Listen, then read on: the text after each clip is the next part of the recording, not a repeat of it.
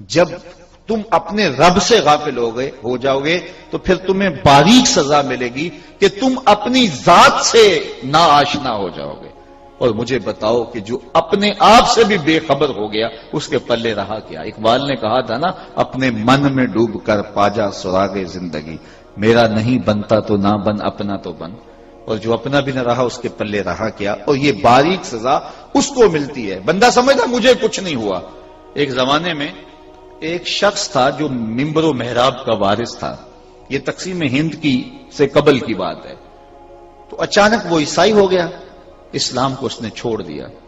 کچھ علماء نے سوچا یار اس کے پاس جائیں، اس سے پوچھیں ماجرا کیا ہوا ہے، تاکہ اگر اسے کوئی دلائل کا مسئلہ ہے تو اس سے بات کریں.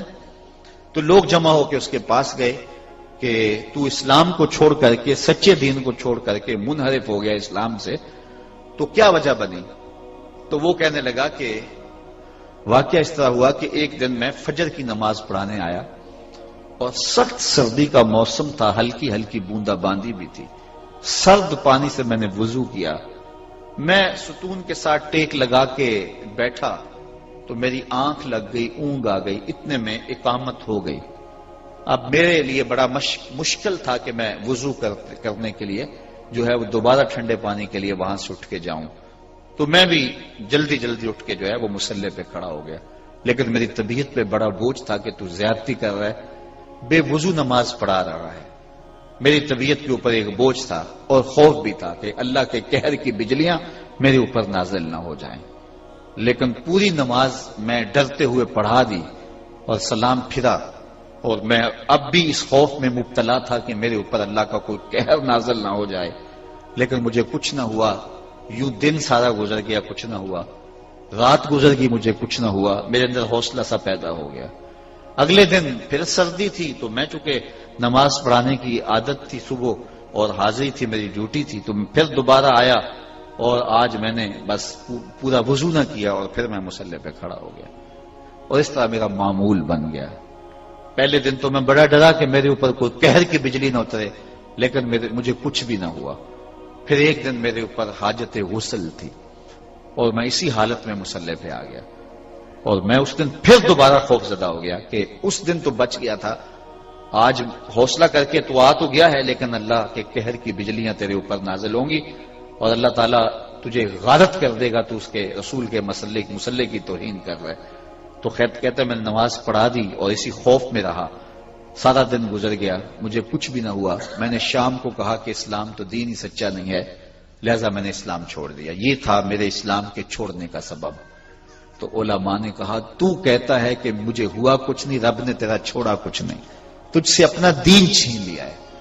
تو سمجھتا ہے کہ ٹانگیں ٹوٹتی تو یہ عذاب تھا، میرے لیے رزق کے دروازے بند کر دیے جاتے یہ عذاب ہے.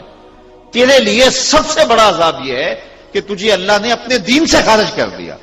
دیکھیے سزائیں تو ان کو دی جاتی ہیں جو اپنے ہوں، ان کو سزائیں دی جاتی ہیں. کان پکڑائے گئے، ان کو ڈنڈے مارے گئے. جو بچہ سکول میں داخل ہوتا ہے اور زیادتی کرتا ہے اس کو سزا دی جاتی ہے، اس کو فائن کر دیا جاتا ہے، جرمانہ کر دیا جاتا ہے.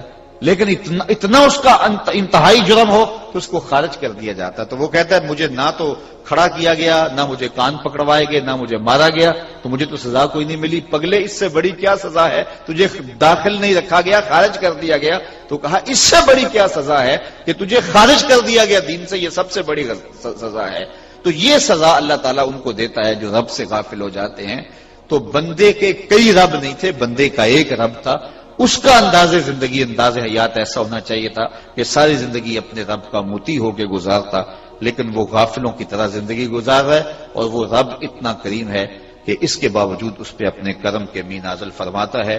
الرحمن الرحیم، وہ رحمان مہربان اور رحمت والا، مالک یوم الدین. اس رب کی شان یہ ہے کہ وہ روز جزا کا مالک ہے. اللہ اکبر. اللہ کی رحمتوں کا ذکر کیا گیا، اس کے رحمان ہونے کا بیان ہوا، اس کے رحیم ہونے کا بیان ہوا، اس کے رب ہونے کا بیان ہوا. تو ساتھ ہی جو ہے وہ بیلنس بھی کر دیا گیا، مالک یوم الدین.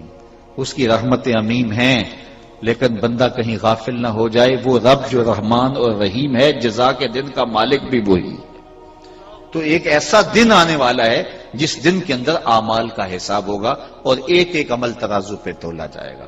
تو یہاں مالک یوم الدین کہہ کے روز جزا کا مالک بھی وہی رب ہے، یہ کہہ کر کے جو ہے وہ اللہ تعالیٰ جل شانہ نے جو ہے وہ اپنی حاکمیت کا اعلان کیا اور غافل انسان کو تنبیہ دی، تو ترغیب کے ساتھ ترہیب بھی آ گئی، اور یہ قرآن مجید کا اسلوب ہے۔ اور پورے قرآن مجید کے اندر آپ کو یہ منظر نامے ملیں گے، جہاں جنت کا ذکر پھیلا ہے تو جہنم پہ بھڑکتے شعلوں کا تذکرہ بھی آتا ہے، تو تاکہ جو ہے وہ بندہ ایمان، چونکہ ان دونوں چیزوں کے درمیان بین الخوف والرجا، خوف اور امید کی درمیانی کیفیت کے درمیان ایمان ہے۔ فضل دی آس ہے مینوں تے نالے ڈر بھی آندا ہے، یعنی دونوں کے درمیان ایمان ہے۔ حضرت شیخ عبد الحق محدث دہلوی علیہ رحمہ حضرت عمر رضی اللہ تعالیٰ عنہ سے نقل کرتے ہیں، وہ فرماتے ہیں کہ میری امید کا عالم یہ ہے کہ مجھے اگر پتا چلے کہ سارے لوگ جہنم میں جائیں گے، ایک شخص جنتی ہے، تو میں اللہ کی رحمتوں سے امید رکھتا ہوں کہ وہ ایک میں ہو جاؤں، اور مجھے اگر یہ خبر پہنچے کہ سارے جنت میں جائیں گے، ایک جہنمی ہے، تو مجھے ڈر لگتا ہے کہیں وہ ایک میں نہ ہو جاؤں۔ تو امید ہو تو اس لیول کی، اور جو ہے وہ خوف ہو تو اس کیفیت خوف میں مومن، تو ایمان خوف اور امید کی درمیانی کیفیت کے درمیان ہے۔ لیکن ایک اور بات آپ کو پتہ کی بتاؤں، اہل نظر کہتے ہیں کہ ساری زندگی بالخصوص جوانی میں خوف غالب ہونا چاہیے، جب بڑھاپا آ جائے تو امید غالب ہونی چاہیے، جب عمل کرنے کی سکت ہے اس وقت غلبہ خوف کا ہو، تاکہ سحری کے وقت اٹھ پہ مصلی پہ آ جائے، اور جب بڑھاپا ہو جائے اعضاء مدمحل ہو جائیں اور کچھ جو ہے وہ کرنے کی سکت باقی نہ رہے، پھر امید کا غلبہ آئے۔ اسی لیے جب کسی پر سکرات موت طاری ہو تو جو آداب ہیں اس کے سامنے بات کرنے کے ان میں سے ایک یہ ہے کہ اس کی نیکیاں اس کو یاد دلائی جائیں۔ جب کوئی بندہ انتہائی بڑھاپے میں چلا جائے یا بیماری کی حالت میں ہو کہ موت و حیات کے مراحل قریب آ گئے ہیں، تو پھر اس کی برائیاں اس کو یاد نہ دلائی جائیں، اس کی نیکیاں اس کو یاد دلائی جائیں۔ حضرت آپ نے مسجد بنوائی تھی، فلاں نے نیک اور صالح کام کیا تھا، تاکہ اس کو اپنے اللہ سے امید پیدا ہو جائے اور اس ظن کے اندر وہ اللہ کے حضور پیش ہو۔ تو ایمان خوف اور امید کی درمیانی کیفیت کا نام ہے۔ تو یہاں ذکر کیا گیا اس کی صفت رحمت کا اور صفت رحمان کا، تو ساتھ کہا گیا وہ جو رحیم اور رحمان ہے وہ جزا کے دن کا مالک بھی ہے، اس لیے کہیں غفلت کی زندگی نہ گزارنا۔ یہاں ایک اور بات آپ کی توجہ یہاں چاہوں گا، بلکہ اگر آپ کی توجہ ہو تو بہت بڑا مسئلہ حل کیا جا سکتا ہے۔ یہاں مالک یوم الدین، وہ جزا کے دن کا مالک ہے، اس سے مراد یوم قیامت ہے۔ مجھے بتائیے باقی دنوں کا مالک کون ہے؟ یقیناً اللہ ہے۔ ہفتے کے باقی ایام کا، مہینے کے باقی ایام کا، سال کے باقی ایام کا مالک کون ہے؟ یقیناً اللہ ہے۔